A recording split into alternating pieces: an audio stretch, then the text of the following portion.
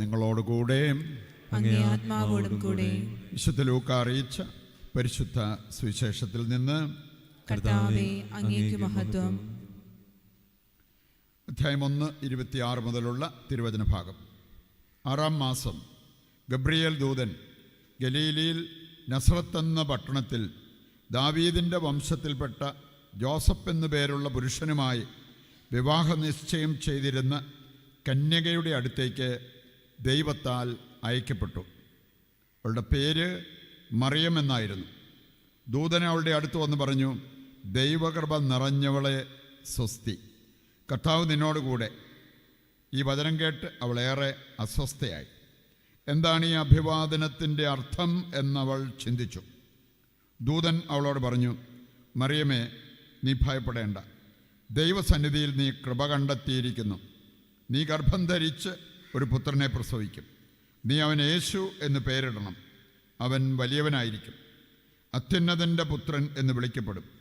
അവൻ്റെ പിതാവായ ദാവീദിൻ്റെ സിംഹാസനം ദൈവമായ കർത്താവ് അവന് കൊടുക്കും. യാക്കോബിൻ്റെ ഭവനത്തിന്മേൽ അവൻ എന്നേക്കും ഭരണം നടത്തും. അവൻ്റെ രാജ്യത്തിന് അവസാനമുണ്ടാവുകയില്ല.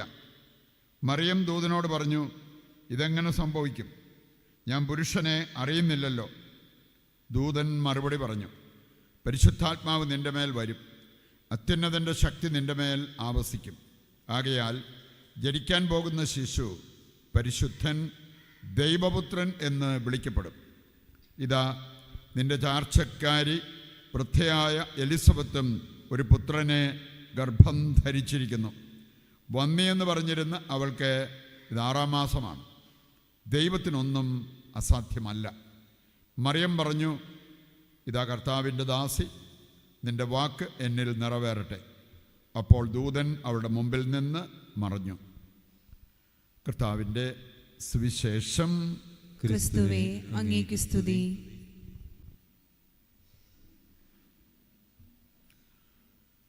ഈശോയിൽ പ്രിയപ്പെട്ടവരെ, ക്രിസ്മസിനോട് ഏറ്റവും അടുത്തു വരുന്ന ദിവസങ്ങൾ മംഗളവാർത്ത മറിയത്തിന് ലഭിച്ച ആ ഒരു കാര്യമാണ് ഇന്നത്തെ സുവിശേഷ ഭാഗത്ത് നമ്മൾ വായിച്ചു കേട്ടത്. കാണാൻ സാധിക്കും, രണ്ട് വായനകളിലും നമ്മൾ കാണുന്നത് ഒരു ടെസ്റ്റ് വേണേ, പ്രലോഭനം എന്നും വേണേ പറയാം. ഒരു ടെസ്റ്റ് 2 വ്യക്തികൾക്കുണ്ടായി. ആദ്യ വായനയിൽ നമ്മൾ കണ്ടത് ആഹാസ്. അവനൊരു ടെസ്റ്റ് ഉണ്ടായി.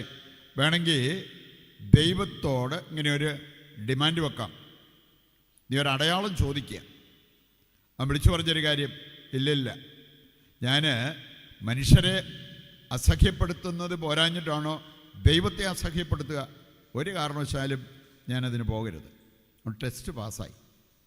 അതിൻ്റേതായിട്ടുള്ള നന്മ അവൻ്റെ ജീവിതത്തിലേക്ക് വന്നു. ഇവിടെ നമ്മൾ കാണുകയാണ് സുവിശേഷ ഭാഗത്തെ മറിയത്തിന് ഒരു ടെസ്റ്റ്. വേണമെങ്കിൽ അവളുടെ ബുദ്ധിയിൽ അവൾക്ക് കഴിയാമായിരുന്നു, പക്ഷെ അവളുടേതായിട്ടുള്ള സംശയങ്ങളുണ്ടായിരുന്നു. ചെറുപ്പക്കാരി, ഒരു പെങ്കൊച്ച്, അതുപോലെ തന്നെ അവളുടേതായിട്ടുള്ള ആകുലതകൾ, ഉത്കണ്ഠകൾ, ഇതെല്ലാം മനസ്സിലുണ്ടായിരുന്നു. ഗബ്രിയേൽ ദൂതൻ ഒരു സന്ദേശം കൊടുത്തപ്പോൾ അതിനെല്ലാം ഉപരിയായിട്ട് അവൾ സമർപ്പണം നടത്തിയത് കാണാൻ പറ്റും. അതുകൊണ്ടാണ് അവളുടെ ഹൃദയം മനസ്സിലാക്കി, മനസ്സിലാക്കി, ഉദ്ദേശശുദ്ധി മനസ്സിലാക്കി, അവളുടെ സംസാരശേഷിയൊന്നും കളഞ്ഞില്ല. സക്രിയയ്ക്ക് പറ്റിയതെന്നാണ് നമുക്കറിയാം. ഇവിടെ നമ്മൾ കാണുകയാണ് അങ്ങനെ ഒരു സംഭവം ഉണ്ടാകുന്നില്ല. അവൾ പൂർണ്ണമായിട്ടും തൻ്റെ ജീവിതം സമർപ്പിച്ച്, തനിക്കിതിൻ്റെ പേരിൽ ബുദ്ധിമുട്ടുകൾ, പ്രയാസങ്ങളൊക്കെ വരാം, പക്ഷേ അതെല്ലാം എടുക്കാനുള്ള ആ വലിയ മനസ്സോടെ മുമ്പോട്ട് പോകുന്ന ഒരു വ്യക്തിയായിട്ട് പരിശുദ്ധ കന്യകാമറിയത്തെ നമുക്ക് കാണാൻ പറ്റും. ഒരു കാഴ്ചപ്പാടാണ് നമുക്ക് വേണ്ടത്. ഒരു സ്ത്രീ, ഒരു യുവതി ദൈവഹിതത്തിന് തന്നെ വിട്ടുകൊടുത്തപ്പോൾ ഉണ്ടായ അത്ഭുതകരമായ കാര്യങ്ങൾ, വൻ നേട്ടം, ഇതൊക്കെ നമുക്ക് ചിന്തിച്ചാൽ മനസ്സിലാക്കാവുന്ന കാര്യങ്ങളേ ഉള്ളൂ.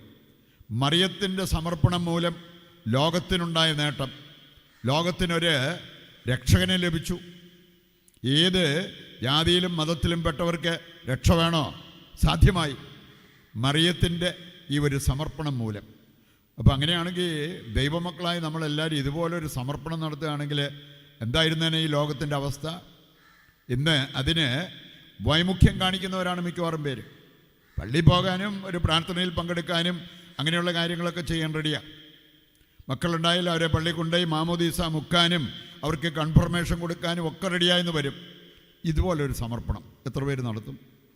ഇങ്ങനെ ഒരു സമർപ്പണം നടത്തുകയായിരുന്നെങ്കിൽ നമ്മുടെയൊക്കെ ജീവിതത്തിൽ അതുമൂലം ഉണ്ടാകാവുന്ന നേട്ടം ചില്ലറ നേട്ടമൊന്നുമല്ല. ലോകത്തിനുണ്ടാകാവുന്ന നേട്ടം, നമ്മുടെ കുടുംബത്തിനുണ്ടാകാവുന്ന നേട്ടം, അങ്ങനെയുള്ള കാര്യങ്ങളാണ് നമ്മൾ മനസ്സിലാക്കേണ്ടത്. ആ ഒരു ബോധ്യം വന്നു കഴിഞ്ഞാൽ നമുക്ക് നിശ്ചയമായിട്ടും ദൈവത്തെ മാനിക്കാൻ പറ്റും. ഏത് സാഹചര്യത്തിലും ദൈവത്തെ അനുസരിക്കാൻ പറ്റും. മറിയത്തിൻ്റെ ജീവിതത്തിലേക്ക് നോക്കിയാൽ ചില കാര്യങ്ങൾ നമ്മൾ തിരിച്ചറിയുന്നത് നല്ലതാണ്. ഇതൊക്കെ വേണമെങ്കിൽ നമ്മുടെ ജീവിതത്തിൽ സ്വന്തമാക്കി മുന്നേറാൻ പറ്റും. ഇവയ്ക്കൊക്കെ വേണമെങ്കിൽ നമുക്കും പ്രാധാന്യം കൽപ്പിക്കാൻ സാധിക്കും. മറിയത്തിൻ്റെ അടുത്തേക്ക് ഗബ്രിയേൽ ദൂതൻ വന്നപ്പോൾ മറിയത്തിൻ്റെ അവസ്ഥ എന്തായിരുന്നു? അവൾ സുന്ദരിയായിരുന്നു എന്നതിനേക്കാൾ അവൾ വിശുദ്ധയായിരുന്നു, ജീവിത വിശുദ്ധി. അതുകൊണ്ടാണ് നമ്മൾ കേട്ടത്, ഒരു കന്യകയുടെ അടുത്തേക്ക് ദൈവത്താൽ ഗബ്രിയേൽ ദൂതൻ അയക്കപ്പെട്ടു. കന്യാത്വം നഷ്ടപ്പെട്ടിരുന്നെങ്കിൽ അങ്ങനെ ഒരു വാക്ക് ഉപയോഗിക്കാമായിരുന്നു. ഇന്ന് എത്ര പേര് തങ്ങളുടെ ജീവിത വിശുദ്ധിക്ക് പ്രാധാന്യം കൽപ്പിച്ച് ഇത് കളഞ്ഞിട്ട് എനിക്കൊരു നേട്ടവും വേണ്ട, ഇത് കളഞ്ഞിട്ട് ആരും എന്നെ പ്രശംസിക്കേണ്ട, ഇത് കളഞ്ഞിട്ട് എനിക്ക് ഈ ലോകത്ത് ജീവിക്കുക പോലും വേണ്ട, അങ്ങനെ ചിന്തിക്കാൻ പറ്റുന്ന എത്ര യുവതികളുണ്ടാവും, എത്ര ചെറുപ്പക്കാരുണ്ടാവും. ഇവിടെ നമ്മൾ കാണുന്നത് ജീവിത വിശുദ്ധിക്ക് വലിയ പ്രാധാന്യം കൽപ്പിച്ച് അത് കാത്തു സൂക്ഷിക്കാൻ വേണ്ടി വലിയ വില കൊടുക്കാനും തയ്യാറായ ഒരു വ്യക്തിയാണ് പരിശുദ്ധ കന്യാമറിയം. മരിയകുര്യത്തി 12 വയസ്സിലേക്ക് എത്തുന്നേ ഉള്ളൂ. ആ സമയത്ത് അലക്സാണ്ട്രോ അവളുടെ മുമ്പിൽ നിന്ന് കടാര കാണിച്ച് ഭീഷണിപ്പെടുത്തി. ഒരു ടെസ്റ്റായിരുന്നു. അവൾക്ക് ഈ ലോക ജീവിതമാണോ വലുത്, ജീവിത വിശുദ്ധിയും അതോടൊപ്പം നിത്യജീവനുമാണോ വലുതെന്നുള്ള ഒരു ടെസ്റ്റ് ഉണ്ടായി, ഒരു പ്രലോഭനം ഉണ്ടായി. അവിടെ നമ്മൾ കാണുകയാണ്, മരിയകുര്യത്തി പറഞ്ഞ ഒരു കാര്യമുണ്ട്, I prefer death to sin. ഒരു പാപത്തിൽ വീഴുക എന്നതിനേക്കാൾ മരിക്കാൻ ഞാൻ റെഡിയാണ്.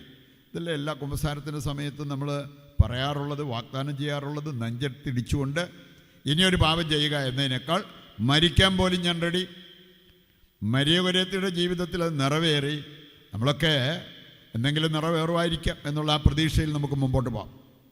എൻ്റെ പ്രിയപ്പെട്ടവരെ, ആ ഒരു കാര്യം നിറവേറുകയാണെങ്കിൽ നമ്മൾ പാപത്തിൽ വീഴേണ്ടതായിട്ട് വരുമോ? വരില്ല. വീണ്ടും നമ്മൾ കാണുന്നുണ്ട്, പരിശുദ്ധ കന്യാമറിയത്തിൻ്റെ ജീവിതത്തിലേക്ക് നോക്കിയാൽ ഒക്കെ ന്യായമായ അവളുടേതായ സംശയങ്ങളുണ്ടായിരുന്നു, ഭയമുണ്ടായിരുന്നു, ഉത്കണ്ഠകളുണ്ടായിരുന്നു. പക്ഷെ അതിനെല്ലാം മറികടന്നിട്ടാണ് ഒരു സമർപ്പണം അവൾക്ക് നടത്താൻ സാധിച്ചത്. എനിക്കെൻ്റെ ബുദ്ധി കൊണ്ടൊന്നും കാര്യമായിട്ട് മനസ്സിലാകുന്നില്ല, എന്നാലും എൻ്റെ ദൈവം എന്നെ സ്നേഹിക്കുന്നു, ആ ദൈവത്തെ ഞാൻ സ്നേഹിക്കും. ഞാൻ ആത്മീയ ഭോജ്യത്തിലാണേലും വചന വെളിച്ചത്തിൽ വിചിന്തനം ചെയ്യുന്നൊരു കാര്യമുണ്ട്. നമുക്ക് ഒരു ഷണ്ടനാണ് ഒരു ബുദ്ധിമാനേക്കാൾ ഭേദമെന്നുള്ളത് ദൈവവചനം പഠിപ്പിക്കുന്നുണ്ട്. ഇന്ന് ബുദ്ധി കൊണ്ട് ദൈവത്തെ അളന്നും ദൈവനിഷേധികളായിട്ടൊക്കെ മാറുന്ന അവസ്ഥകൾ നമുക്ക് കാണാൻ പറ്റും. അതല്ല, അങ്ങനെയുള്ളവരെക്കാൾ ഭേദം ഷണ്ടന്മാരാണ്. ഷണ്ടന്മാർക്ക് ലോകം എന്ത് വിലയാണ് കൊടുക്കുക? പക്ഷേ ദൈവനിഷേധികൾക്ക് അതിനേക്കാൾ വിലകെട്ട ഒരവസ്ഥയുണ്ടാകും എന്നുള്ളതാണ് കർത്താവിൻ്റെ വചനം നമ്മെ ഓർമ്മിപ്പിക്കുക. പ്രിയപ്പെട്ടവരെ, കരിസ്മാലിലും പുൽക്കൂടൊക്കെ റെഡിയായിക്കൊണ്ടിരിക്കുകയാണ്. പല വീടുകളിലും പുൽക്കൂടൊക്കെ റെഡിയായിക്കൊണ്ടിരിക്കുകയാണ്. കർത്താവ് ജനിക്കാൻ ആഗ്രഹിക്കുന്ന പുൽക്കൂട് ഏതാ? കർത്താവ് ജനിക്കാൻ ആഗ്രഹിക്കുന്ന പുൽക്കൂട് നമ്മുടെ ഹൃദയമാണ്. നമുക്ക് വേണമെങ്കിൽ കാശ് കൊടുത്ത് പുൽക്കൂട് വാങ്ങിച്ചു വെക്കാം. കുറച്ച് അധ്വാനിച്ചാൽ നല്ല മനോഹരമായ പുൽക്കൂടുകൾ ഉണ്ടാക്കാൻ പറ്റും. അതിനേക്കാളൊക്കെ ദൈവം ഇഷ്ടപ്പെടുന്ന ഒരു കാര്യമുണ്ട്, നമ്മുടെ ഹൃദയം ഒരുങ്ങുക. നമ്മൾ മണിക്കൂറുകളും ദിവസങ്ങളും എടുത്ത് പുൽക്കൂടുണ്ടാക്കിയാലും അരമണിക്കൂറൊന്ന് നല്ലൊരു കുമ്പസാരം നടത്താനായിട്ട് ഈ ദിവസങ്ങളിൽ മാറ്റിവെക്കുന്നില്ല. അതില്ലാതെയാണ് ക്രിസ്മസ് ആഘോഷിക്കാൻ പോകുന്നത് എങ്കിൽ കർത്താവ് നമ്മളിൽ പ്രസാദിക്കുമോ? ശരിക്കും ക്രിസ്മസിൻ്റേതായിട്ടുള്ള ഒരാനന്ദം നമുക്ക് അനുഭവിക്കാൻ സാധിക്കുമോ എന്നുള്ളത് നമ്മോട് തന്നെ ചോദിക്കേണ്ട ഒരു ചോദ്യമാണ്. വരും ദിവസങ്ങളൊക്കെ നമുക്ക് ഒരു ഇൻറ്റൻസീവ് പ്രിപ്പറേഷൻ നടത്താം, നന്നായിട്ട് ക്രിസ്മസ് ആഘോഷിക്കേണ്ടതിന്. ആഗമനകാലം ആചരിക്കാത്തവർക്ക് ക്രിസ്മസ് ആഘോഷിക്കാൻ എന്ത് അവകാശമുള്ളത്? ക്രിസ്മസ് ഭംഗിയായിട്ട് ആഘോഷിക്കണമെങ്കിൽ ആഗമനകാലം നമ്മൾ ആചരിക്കണം എന്ന് പറഞ്ഞാൽ അതിന് വേണ്ടത്ര ഒരുക്കം നടത്താൻ നമുക്ക് സാധിക്കണം. അത് ഏതെല്ലാം രീതിയിൽ നമുക്ക് ചെയ്യാൻ പറ്റും, അത് ഏതെല്ലാം രീതിയിൽ നമ്മൾ ചെയ്യേണ്ടതായിട്ടുണ്ട്, അതൊക്കെ നമുക്ക് ഇന്നു മുതലുള്ള ദിവസങ്ങളിൽ നമ്മുടെ ശുശ്രൂഷകളിലൂടെ വചനപ്രഘോഷങ്ങളിലൂടെ നമുക്ക് മനസ്സിലാക്കാൻ പറ്റും. അങ്ങനെ യഥാവിധി ഒരുങ്ങി ഈ ക്രിസ്മസ് ആഘോഷിക്കുവാൻ വേണ്ട കൃപയ്ക്കും അനുഗ്രഹത്തിനുമായിട്ട് ദൈവത്തോട് നമുക്ക് ഈ ബലിയിൽ പ്രത്യേകം പ്രാർത്ഥിക്കുകയും ചെയ്യാം.